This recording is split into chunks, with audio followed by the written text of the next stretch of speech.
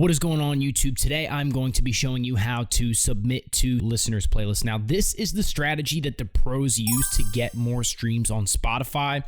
Okay, this is what everybody's doing. I just saw recently a popular, really well-known artist that submitted to the same playlist that I submitted to, okay? And now these guys maybe even only had like about 4,000 followers. I think at most, I think it was like maybe 10,000 followers this guy had, but the pros are still trying to submit to all these playlists because that is how you grow streaming numbers, okay? So this is what everybody does. Let's just jump right into it, okay? So first things first, I'm going to be getting into the different types of databases you can use. You go to this website and you can find playlists very easily. So now, for example, one of them that I use is yourmyco.com. You go to Spotify playlist, click Spotify playlist, go down to genre/mood, type in your genre. In my case, I do rap.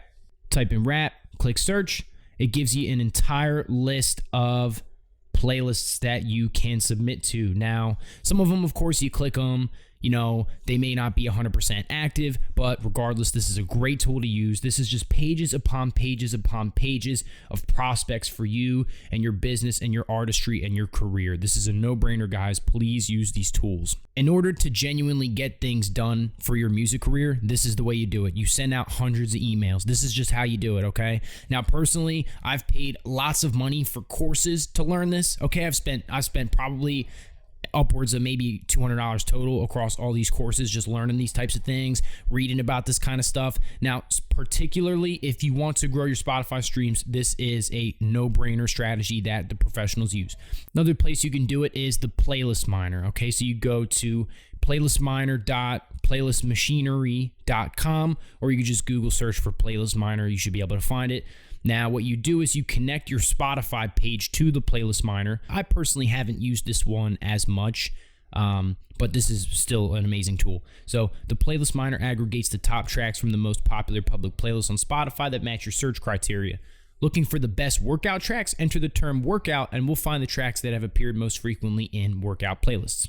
So let's just use that as an example. Type in workout, click find playlist. Now what it's going to do is it's going to generate a bunch of different playlists for you, okay? You can actually build your own automatically generated playlist by clicking find top tracks. Okay, so next we have Chartmetric. Now this is my personal favorite, guys, okay? This is the one I use to network with most playlist curators. You know, this is just a great tool. I find it to just be the absolute easiest to use. I don't know what it is about it. It's just I'm just more familiar with it. Okay, so chartmetric.com. You don't search for Chartmetrics because it's going to show up with some kind of different page. That's just not what we're using. So chartmetric.com, singular metric.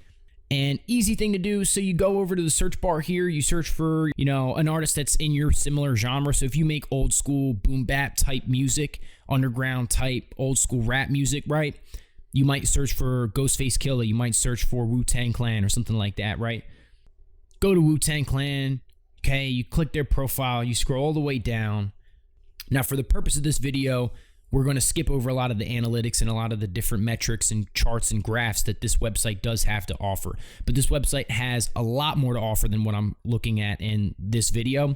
So we're just going to skip over that. And then you're going to get to Spotify playlists. Now, here it is, right? Okay, if I make boom bap music and I search for Wu-Tang Clan, they're in my genre, they make similar music to me. I'm going to look for playlists here that have a decent little following. See right here, okay, Run the Jewels has a playlist, right? Sometimes if a group is really big, they're a blog, they're a label, they're somebody huge like that, and we can submit to anybody. It's cool to shoot high, but we also want to stay within a certain range. I'm not saying don't go big, but what I'm also saying is maybe if you're smaller, look for opportunity that's within your range. There's a lot of opportunity on a smaller level if I'm looking for it.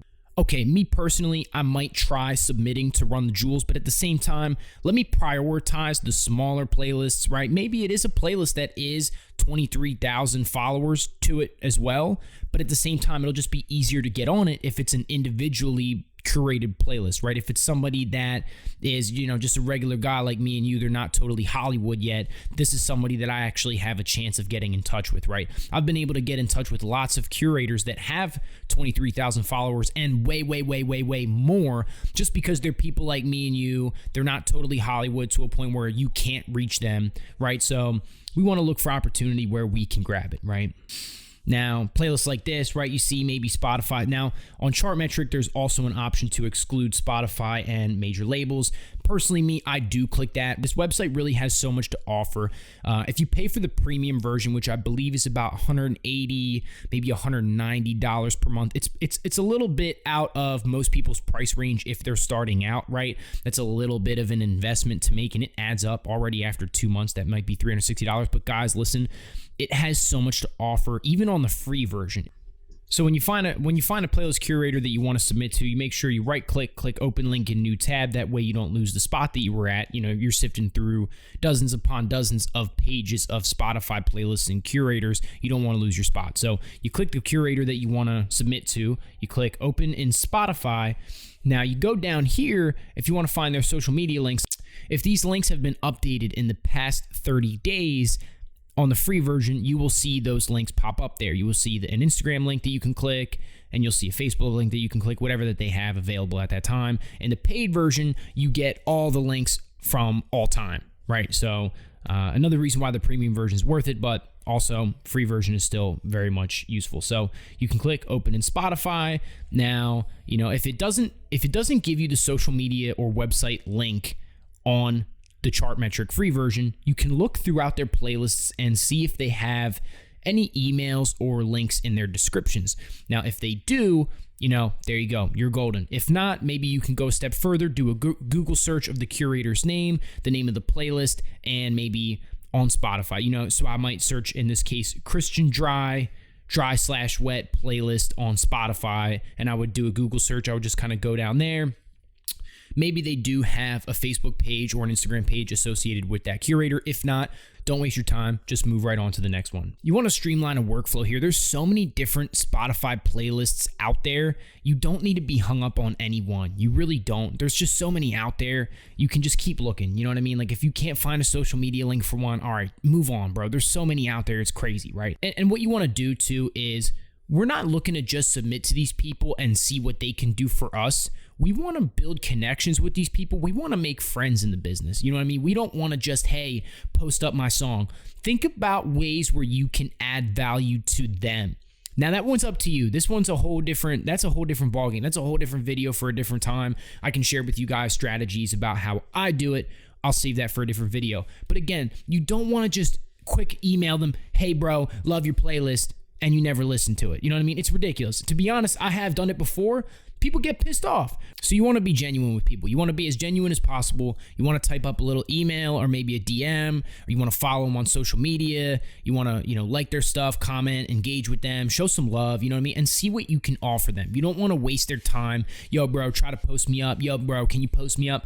It's annoying, and it's like, it's spam. It's honestly spam. So now there you go. There's a bunch of different tools that you have at your disposal to submit to individually curated playlists. You can use yourmyco.com, you can use the Playlist Miner, and you can also use Chartmetric, okay? These are amazing tools that I use, okay?